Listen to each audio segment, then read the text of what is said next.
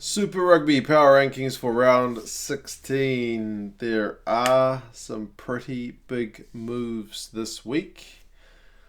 I've had to go back and double check some of the recent records to see if the calculations actually kind of ring true. I think there is some truth in them.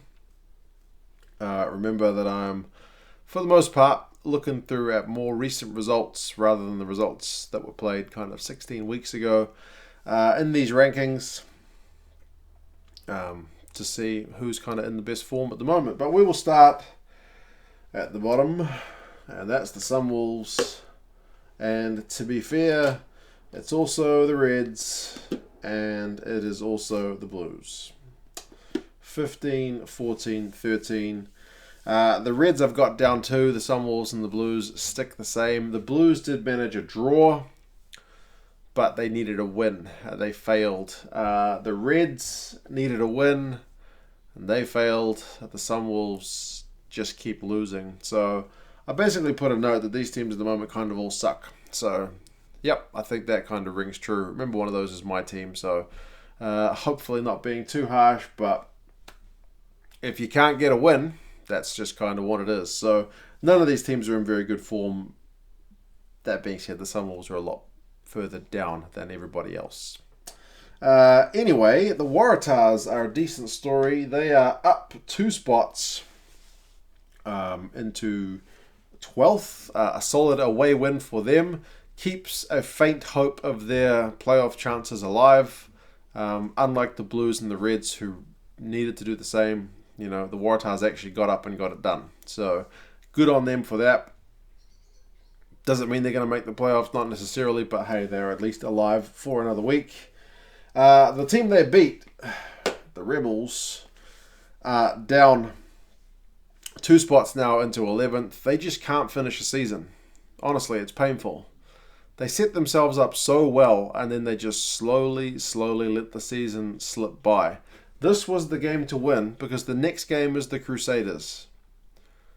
I think I mentioned it before. Last season was the same. They lost away to the Reds and then had to beat the Highlanders away. The Reds were worse last season than they were this season. So, anyway, the Rebels are disappointing of late. They're not dead and buried, but with a game against the Crusaders amongst their last 2, they've made it that much harder. So, I would not be surprised at all if they fail to make the playoffs once again, even though on the course of the whole season, you'd probably say, they probably should be there, but hey, it's not been happening. The Highlanders are in 10th. They are not moving. They had the bye last week, so kind of nothing doing for them. I think they've got 2 home games to go, so there's a chance for them to turn things around. They haven't been playing the best, so will they get it done? Maybe, hopefully. I think I would still probably pick them to make the 8, but it's certainly not going to be an easy one for them. There's certainly work to do.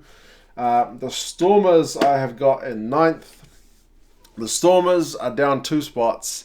They were just starting to build on a good run. Just when they started to look good, it has abruptly ended with a loss to the Lions. And it wasn't a result they needed. I don't know if 2 games in a row kind of counts as a run, but they were just starting to get on form. And then it's gone. So bear with me a second. Crying baby. Right, crying baby attended to. Who's not crying? That is the Chiefs. The Chiefs are into 8th spot on the power rankings. They've actually won 3 of their last 4. And that one against the Crusaders doesn't come much more important. That was almost as hard as it gets. To add to the baby crying, there's a bin coming up the driveway. The Chiefs away in Fiji. It was kind of a neutral venue, but they still managed to get a comeback win, 20 points behind, and they managed to win that game relatively comfortably at the end once Manu got his try. So, again, another team who keeps very, very slim hopes alive. They need some other teams to do them some favors, but we will see if they can get it done. They are still alive for another week. The Sharks I have down 2 spots. They are now in 7th. It was a loss at home.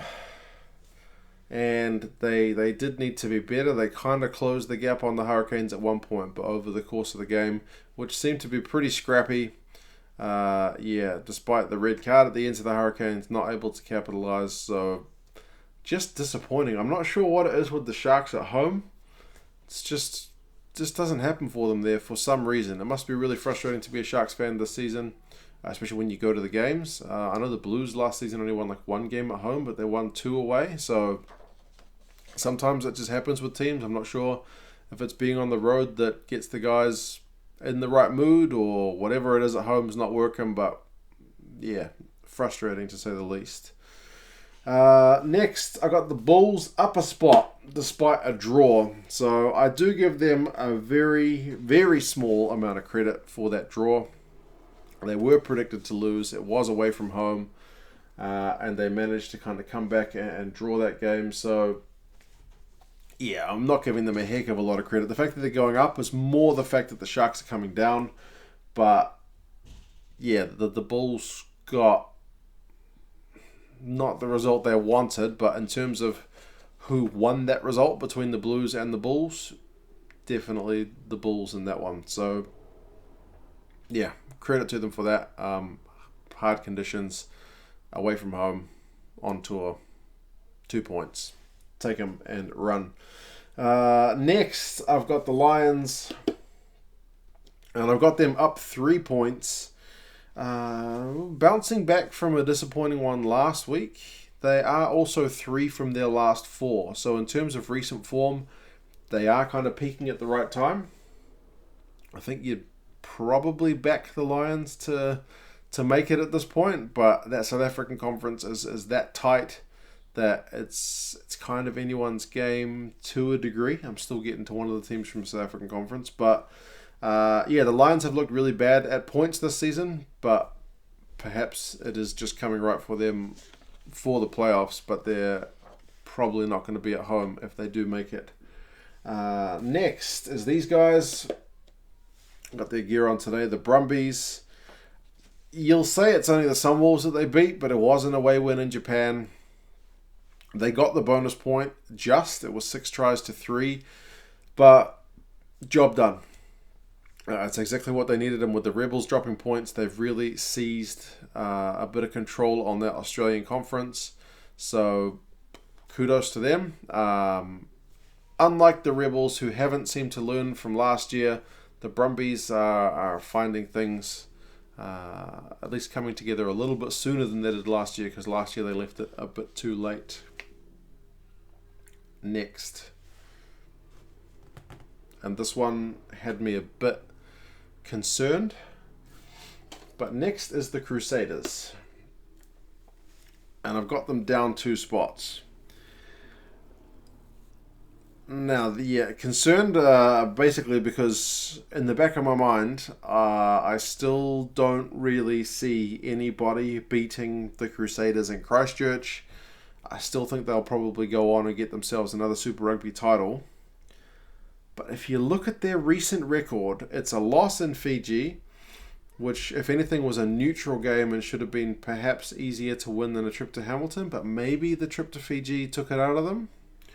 They beat the Blues, not that convincingly, at home, and the Blues are way down there, so not that much credit for that. Still a win. They drew with the Stormers away.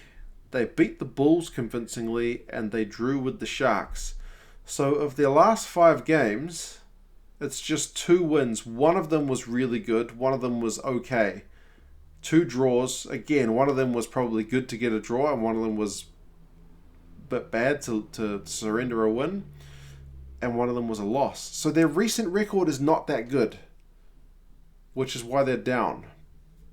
But as I say, the Crusaders they've got 1 game left because they've got a bye in the final round. You can't see the Crusaders not getting a couple of points and then hosting a quarterfinal, and then most likely hosting a semi-final, and then probably hosting a final. So, yeah, recent form a touch down, looking a bit mortal, but still probably the best team in Super Rugby. So, yeah, Next, I have the Hurricanes up one spot. Now, their record of their last 6 games is 4 wins. They did have a bye in there as well, and they had the 1 loss to the Jaguares. So their recent record is slightly better than the Crusaders. They didn't have any draws. They had an equal amount of losses. Yeah, I'm still kind of getting over the fact that the Crusaders aren't number 1. But again, it's recent form. Recent form. First time I think probably ever. The Jaguares are in the top spot. Now, just to reiterate, I guess, where their recent record is at. And they're doing very well in terms of their overall record across the whole season. It's not just the recent record. It's not like I've thrown all the first few weeks out the window. It's just not as heavily weighted. But they've got 3 away wins in a row. So that's in their tour of Australia and New Zealand. Of their last 6 games, they have won 5. And the 1 loss amongst those 6 games was a bonus point loss to the Highlanders in a game which they could have easily won.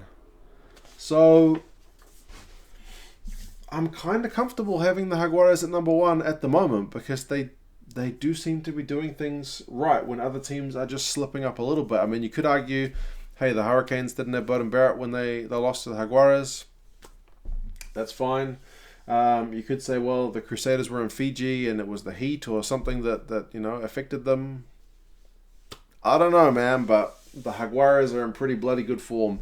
And if it was a Jaguares Crusaders final down in Christchurch, that would be pretty awesome. So, hey, you guys let me know your thoughts on the rankings.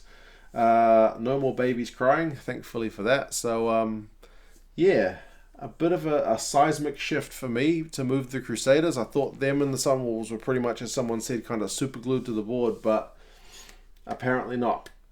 You guys let me know your thoughts, and yeah, I'll talk to you again soon. See you later.